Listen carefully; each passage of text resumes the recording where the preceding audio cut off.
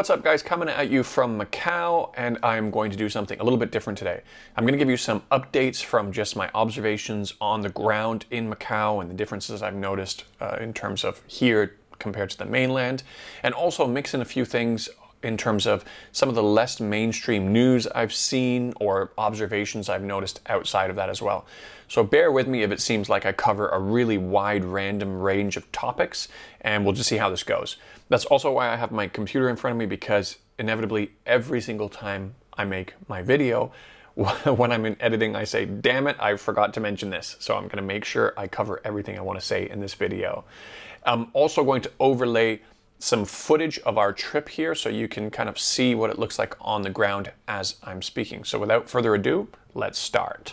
So first, in regards to Macau, my son and I have been having an awesome couple of days here. We did a ton of walking. On Wednesday alone, we walked close to 19 kilometers or nearly 24,000 steps, which is a heck of a lot more for my 6-year-old's little legs. It's been an interesting experience in Macau because although a lot of stuff has closed, like certain restaurants in certain areas, and some of the other places we would have loved to see, like the Grand Prix Museum, as recommended by one of my subscribers, there still is an overwhelming amount of attractions that are overserviced considering the lack of traffic. We went to the Science Center, which is operating on limited hours so that they can disinfect everything more often. And while not all exhibits were open, the majority were, and we nearly had the entire place to ourselves. When we went to go see the water fountain show at the Wynn, we stayed and watched 2 of them, and we were pretty much the only 2 people there. We've really been kind of enjoying everything here, and I kind of forgot how beautiful Macau is. I can't believe I've been living in Hong Kong and Shenzhen for 12 years, and I haven't visited Macau since, well, 12 years ago. It's so close. Then again, that tends to happen when something is so nearby. For example, you'd be surprised how many Torontonians have never been up the CN Tower and have no interest to do so. Many of the few who do end up doing it just because they're taking some out-of-town visitors on a tour or something like that. A bit of an unexpected surprise also, my son lost his first tooth, and it's worth mentioning because I was thinking of taking him to a dentist, as after it fell out I noticed he has a tooth growing out already well behind where his missing tooth is now. And it isn't aligned with the rest of his teeth anymore, so I just wanted to make sure everything looked okay and or what to prepare for later on, for example, if he needed braces. But all of the dental offices that we found online say that they're not accepting regular visits at the moment and are only accepting emergency cases. And those who do visit for emergencies also need to fill out a number of health declarations beforehand. So it's quite a bit more controlled than I initially felt when I first arrived in Macau. In terms of the other businesses, I noticed that quite a few places actually do check your temperature when you enter their premises. That is something I said didn't happen in our hotel when we arrived. There were a few hotels we noticed using some pretty high-tech infrared units like they do at the border crossings here, which is pretty cool too. We had lunch down at Fisherman's Wharf yesterday, and it was really deserted. Although this isn't great for business, it's really a spectacular time to be here. It's not too hot to walk around like it usually is for much of the year, and much like it was the first time I visited Macau. But we also pretty much have the city to ourselves in many ways. Although we did notice a few traffic jams today. It's certainly a lot more busy today. We had lunch at one of the restaurants in Fisherman's Wharf yesterday, and the staff who was serving us was from the Philippines. And I asked about business, and she said it's, of course, she's never in her life seen it this slow before. But on the other hand, Macau is a really safe place to be right now. The numbers are really great in that regard. And as a matter of fact, even at one of the tourist sites and from some of the police cars, they're intermittently announcing over the speakers about washing hands, wearing masks, and advising not to leave Macau. It kind of felt surreal, like we were in some sort of a Martian facility being asked not to leave the compound or something. We're taking it pretty seriously. In regards to eating at that Italian restaurant at Fisherman's Wharf, it made me think of something else.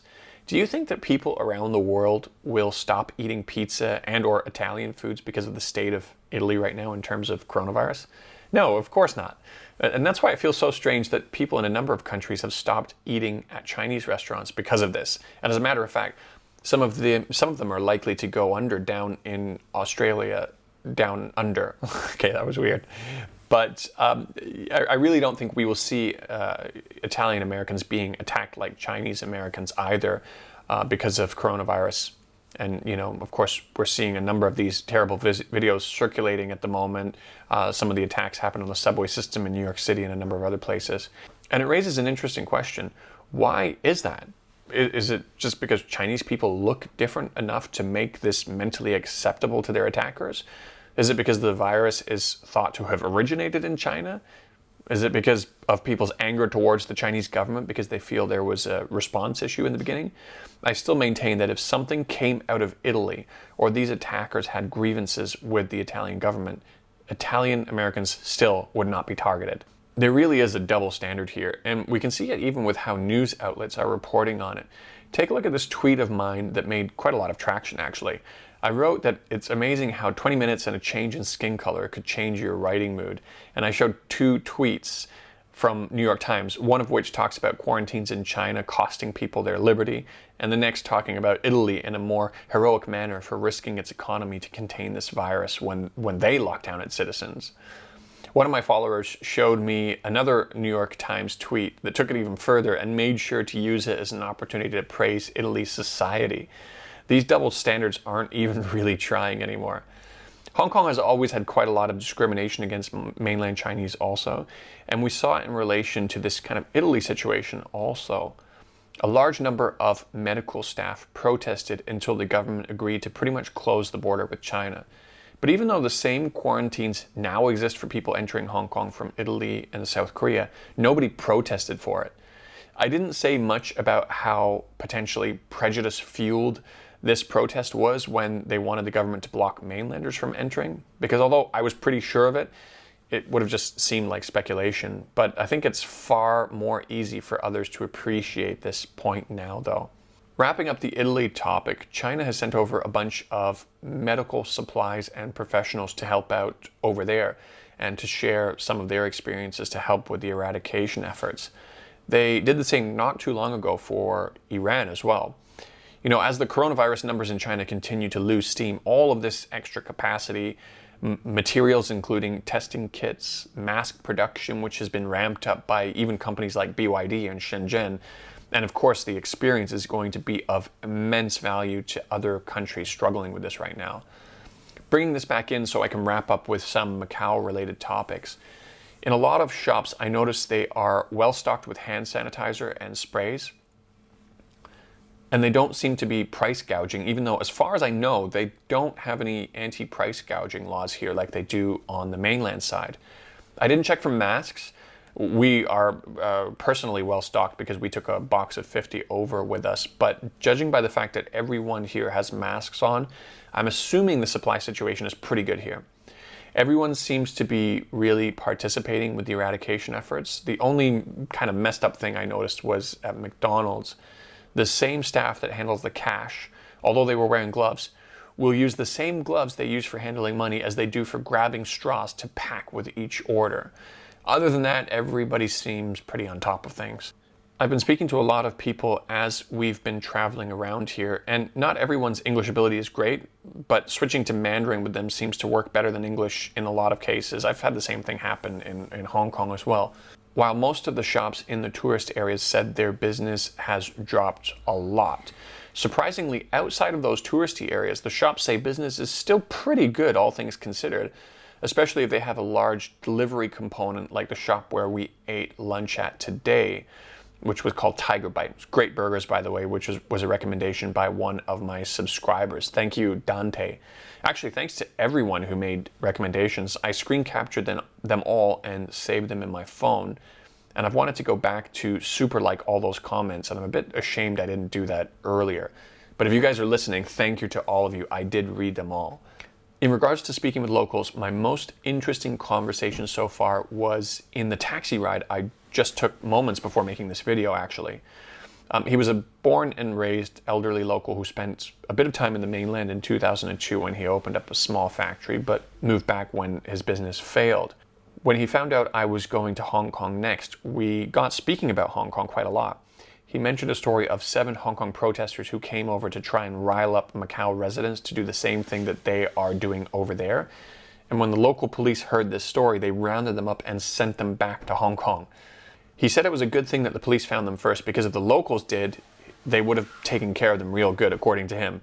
He said that the Macau people actually really disliked those rioters, and he can guarantee that they would have been beaten up if the Macau public found them first. Even though his own factory failed, he started talking about how much China has done policy-wise for Macau and Hong Kong. He didn't mention the specific policies, but I'm assuming he's talking about the Greater Bay Area project and other programs designed to accommodate people from Hong Kong and Macau on the mainland side. He was a pretty interesting guy, and we were talking quite a lot about travel also. He mentioned he was planning on building his own RV when he was living in China.